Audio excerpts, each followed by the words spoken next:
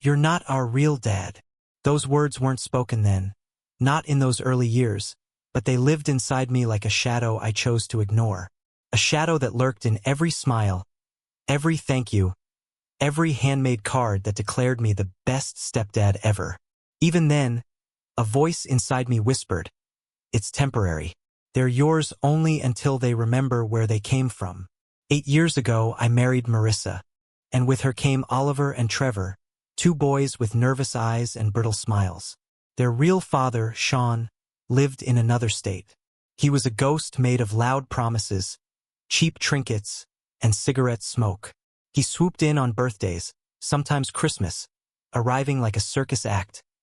Laughter too loud, gifts too shiny, promises too big. And then he'd vanish again, leaving behind a silence that I was expected to fill.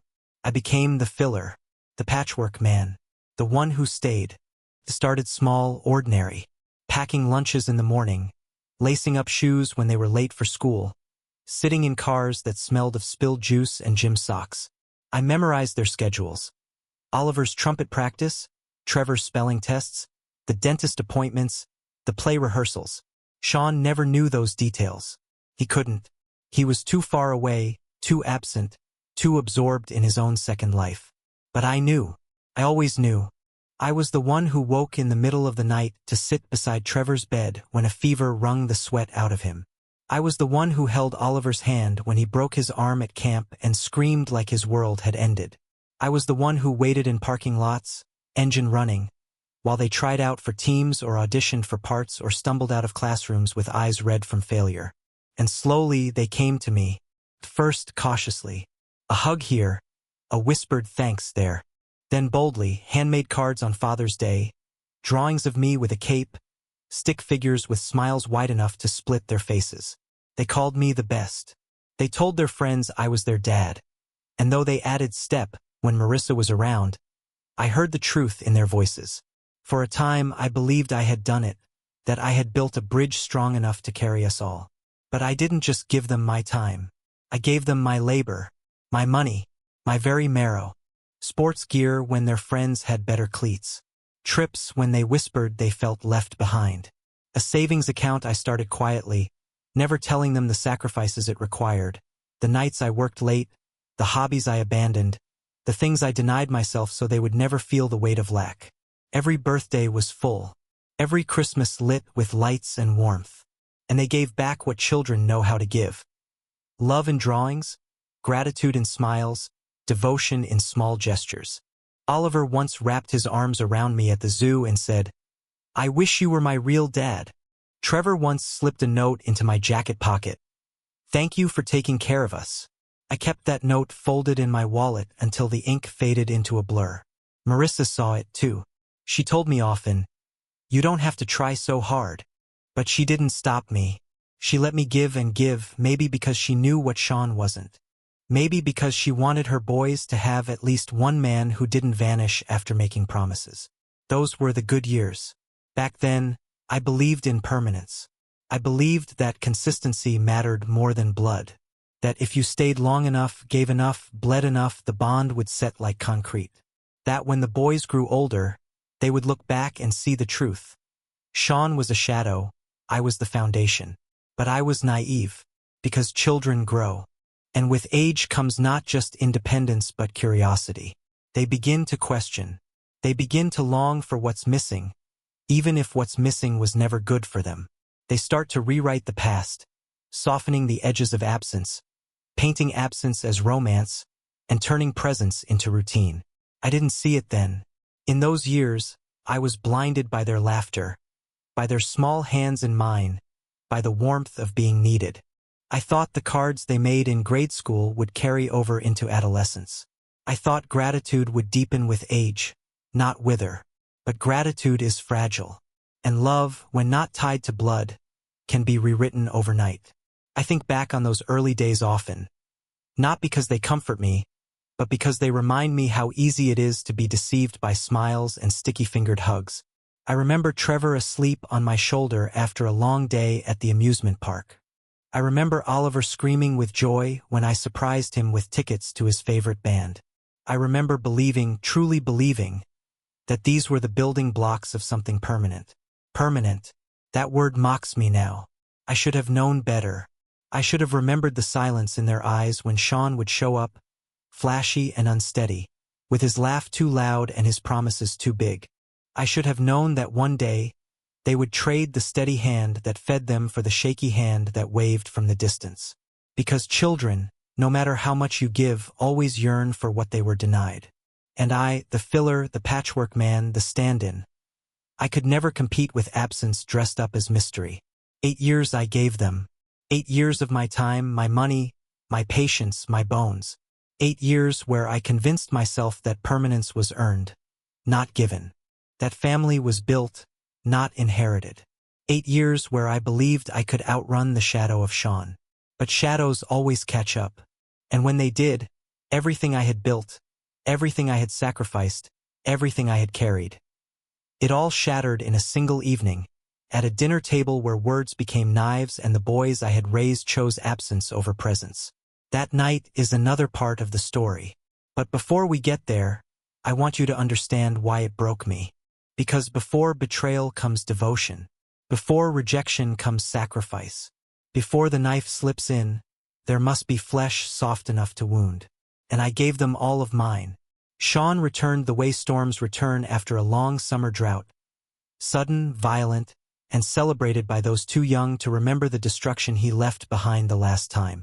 The boys were teenagers now, taller, sharper, their voices breaking into the register of men, but their hearts still fragile enough to cling to fantasy. And Sean, their biological father, was nothing if not a fantasy. He had a way of appearing when it suited him, when the cameras of family events were out, when the crowd could clap at his performance. He didn't come for the sick nights, the broken bones, the bills waiting on the counter. He came for the stage. Started small. A text message Oliver read at the table, smiling down at his phone. A phone call Trevor took in his room, voice low but excited. And then suddenly Sean was there, in the bleachers at the school concert, clapping too loud for a son he hadn't seen play in years. In the hallway after practice, slipping folded bills into Oliver's palm. Money that smelled of guilt and gasoline. Promises spilled from him like liquor. I'll help with college. I'll get you a car. I'll make it right this time. And they believed him. Oliver most of all. I saw it in his eyes, the way they softened, the way the walls he had once built with me crumbled as if they had been paper all along. Trevor followed his lead. Not as quick, not as eager, but still leaning toward the man who had abandoned them once and would again. I told myself it was natural. Children hunger for blood, even when blood poisons them. They want the missing piece, the absent father, the ghost who whispers promises but never pays the bills. I told myself it was a phase, but phases pass gently. This was not gentle. This was a riptide, and it pulled them from me with every passing week. And then came the dinner. The four of us sat at the table, plates steaming, Marissa trying to hold us all together with small talk about college applications, housing options, the cost of tuition. I had been preparing for this moment for years, saving quietly, cutting corners, building accounts so that Oliver and Trevor would not have to suffer for Sean's absence. I thought we would sit as a family and discuss practical matters. Deadlines, paperwork, financial aid. I thought, foolishly, that my years of sacrifice would matter. Marissa began gently. We need to talk about expenses. Housing, tuition, meals, it's a lot. But we'll figure it out together. I nodded, ready to speak, ready to show them that I had saved for this very moment. But before I could open my mouth, Trevor spoke. Shouldn't our real parents handle this? The words dropped like stones into the silence. For a second, I thought he had misspoken. I looked at him, waiting for a smirk, a laugh, some teenage sarcasm. But there was none. His face was calm, his fork steady in his hand, his eyes fixed on me without shame. Oliver nodded. Yeah, Mom and Dad should handle it. That single word. Not me. Him. The ghost. The man who drifted in with bills and promises and disappeared before the ink on the tuition forms could dry. Felt like a punch to the ribs. 8 years of labor erased in one casual sentence. 8 years of waking up at dawn, working late, making sacrifices they never even saw, dismissed with the ease of brushing crumbs from a table. I felt Marissa's hand twitch beside me, as if she wanted to stop it, to correct it, but she didn't. She looked down at her plate, silent, and her silence told me more than their words. It told me she had no intention of defending me, that even she, in that moment, was willing to let me be erased. I tried to swallow it, but the words kept echoing. Real parents. I was suddenly the counterfeit, the imposter at my own table. Oliver pushed his plate aside. Sean said he'd help with college. He said he'd cover what you can't. What you can't. As if my years of careful saving, my cutting back, my missed vacations, my quiet labor meant nothing compared to Sean's loud, empty promises. I wanted to scream. I wanted to slam my fist on the table, to demand they recognize the truth. Sean had never covered anything. Sean had never shown up when it mattered. Sean had never sacrificed a damn thing for them. I was the one who had carried them through every storm. But I stayed quiet, because the silence in that moment was louder than anything I could have said. The boys leaned back in their chairs, talking now as if I weren't there at all, discussing Sean's promises, his plan. His vague commitments that would crumble the moment paperwork appeared. They laughed, light and hopeful, like children who had just been told Santa Claus was real after all. And I sat there, my body rigid, my heart cold, realizing that everything I had built with them was ash. Marissa cleared her throat, tried to change the subject, but the damage was done. The dinner had become a courtroom, and the verdict had been delivered. I was guilty of not being real. I excused myself early, the food tasteless in my mouth, the air heavy with betrayal. Upstairs, I sat in the dark, listening to their laughter drift up from below. Laughter I had bought with years of sacrifice. Laughter now given freely to Sean's ghost. That night I didn't sleep. I stared at the ceiling, hearing their words again and again. Real parents. Real parents. Real parents. It wasn't just rejection. It was erasure. And in that silence, something inside me hardened. I realized then that no amount of labor, no mountain of receipts, no years of consistency could make me real in their eyes if they chose not to see it. I had been a placeholder, a stand-in, a man who kept the lights on while they waited for the return of their father. And now that he had reappeared, flimsy, unreliable, dangerous, they rushed to him as if I had never existed. That dinner was the turning point. It was the moment the cards they had made me as children, the drawings of me with capes, the whispered "I love you" before bed. All of it burned away. It was the moment I saw the truth with blinding clarity. I had given 8 years of my life, but to them I would never be real. And once a man sees the truth, he cannot unsee it.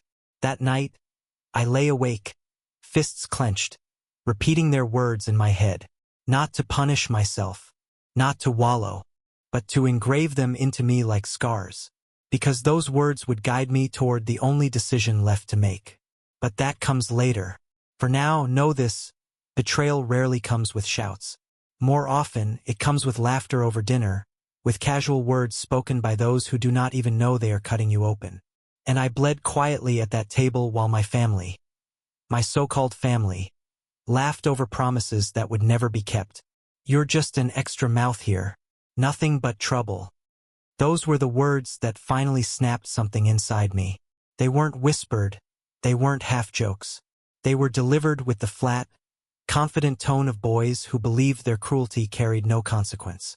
That night after the dinner, the house settled into its usual rhythms.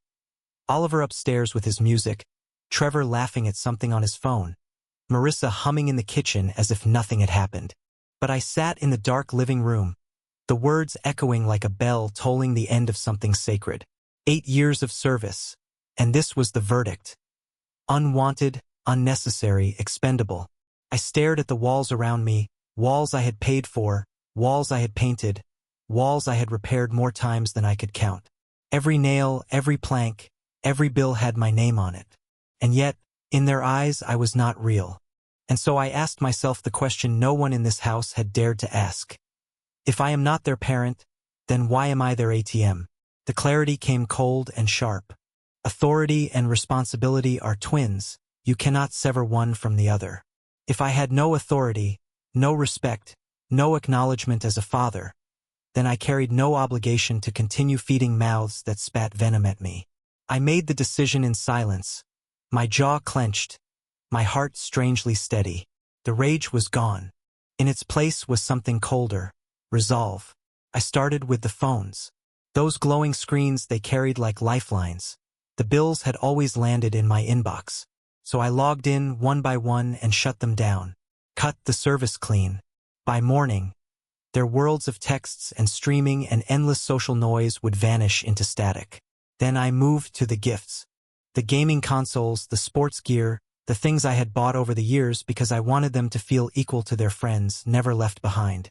I packed them away, every cord coiled, every jersey folded, every indulgence removed from their rooms like evidence seized from a crime scene. Food was next. Not starvation, I am not cruel. But no more takeout on my card. No more stocked pantry bought with my sweat. If they wanted snacks, if they wanted soda, if they wanted the comforts of excess, they could look to their real dad. And finally, the rides. I had been chauffeur, taxi, servant. I had driven them to practices, to games, to concerts, to the places where they smiled wide for Sean when he appeared in the stands. No more. If I was just an extra mouth, then they could find their own way. Bus schedules exist for a reason. When I closed the laptop, the house was silent. My plan was set. I would cut off every vein that connected me to them, and let them bleed their way to the father they so proudly claimed as real. Morning came like the first crack of a storm. Oliver was the first to notice. He stormed down the stairs, phone in hand, his face twisted with panic. What the hell? My phone's dead. The bill's not paid. I sipped my coffee, calm as a stone. Not my problem. Trevor followed soon after, his voice shaky. My game's gone. Where's my stuff? Why did you take it? I met his eyes, unflinching. I took back what I paid for. If I'm not your parent, then you don't get my gifts. The silence stretched between us, broken only by their disbelief. Marissa entered the kitchen, hair tangled, eyes wide as she looked at her sons and then at me. What's going on? I spoke flatly, my voice carrying the weight of years. I'm done. Done paying, done driving, done covering every expense while being told I don't matter. If I'm not their father, then let their real father handle it. The explosion came fast.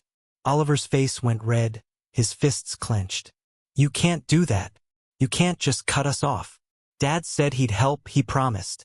Then call him. I interrupted, my tone like ice. Call him for tuition. Call him for rides. Call him for food. Call him for everything.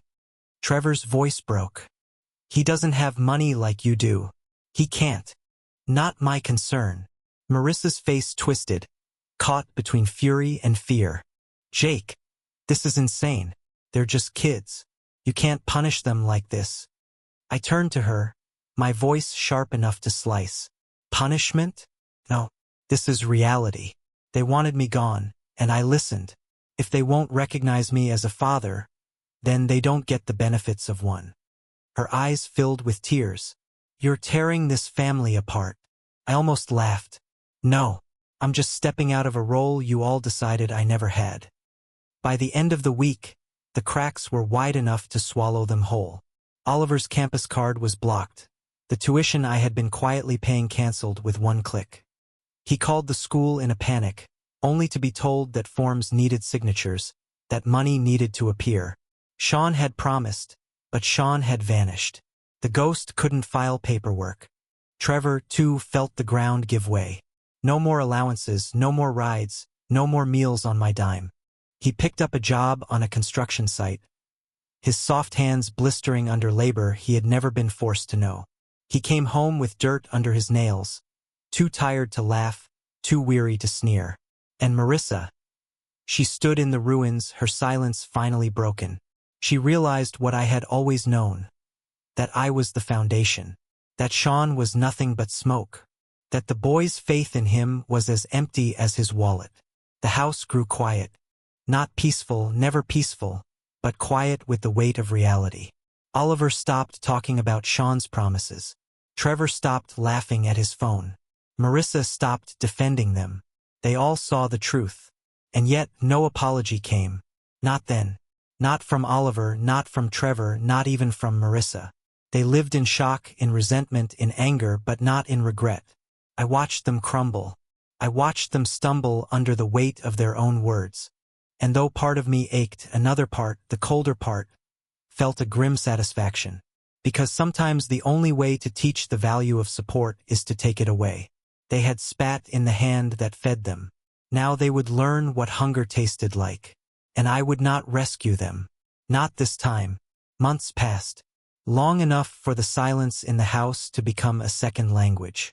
Long enough for the anger to fade into something worse. Resignation. Oliver was the first to break.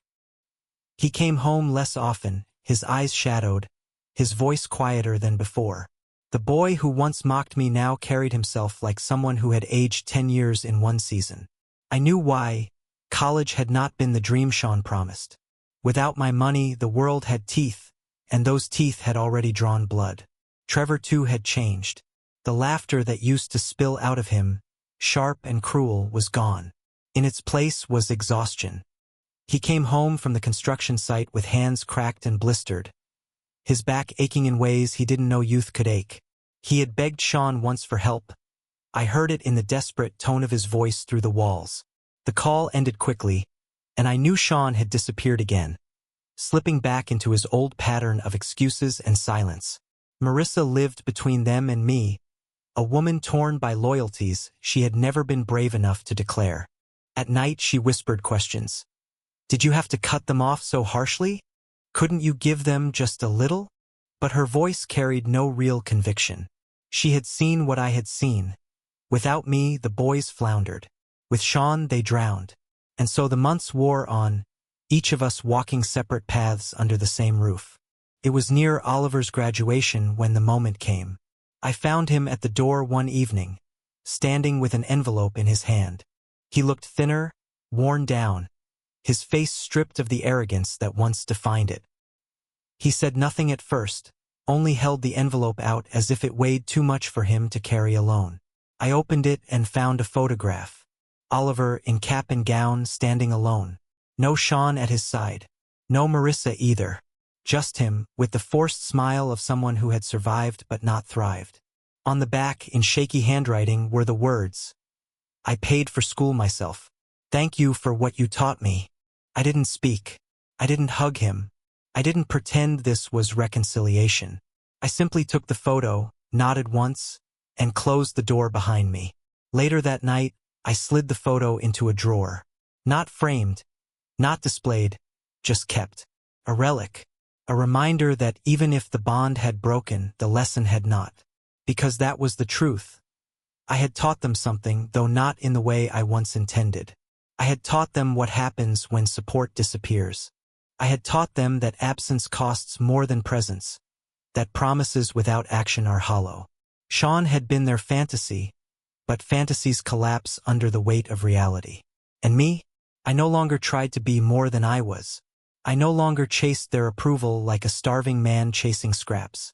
I set boundaries, clear, unyielding boundaries. If they wanted my presence, it would come with respect.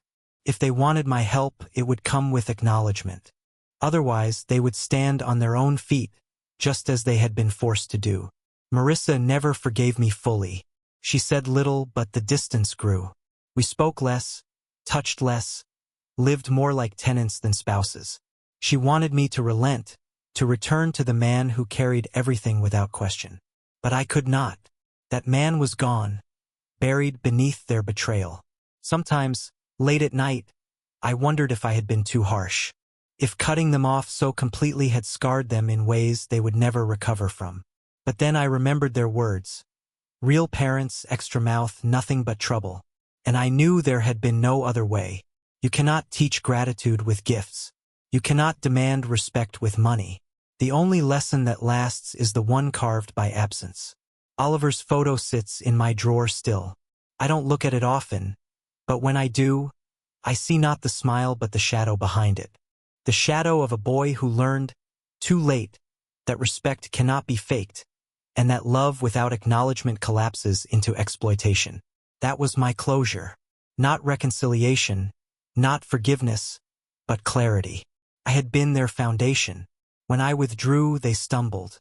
But they did not break completely. They learned, however bitterly, that Sean could not save them, and that I would not rescue them.